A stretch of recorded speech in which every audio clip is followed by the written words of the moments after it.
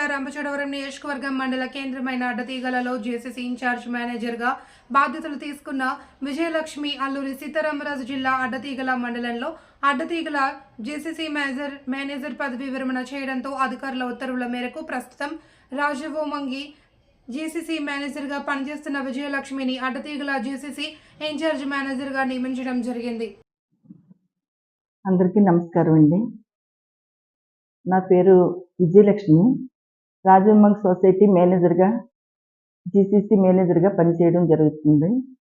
తర్వాత అడ్డతీగల మేనేజర్ గారు 31/8/2024 రిటైర్ అవ్వడం వల్ల మా వీసీఎండ్ ఎండి గారు నన్ను అడ్డతీగల సొసైటీకి కూడా ఇన్ఛార్జిగా వేయడం జరిగింది. ఇక్కడ నేను 1వ తారీఖున జాయిన్ అవ్వడం జరిగింది.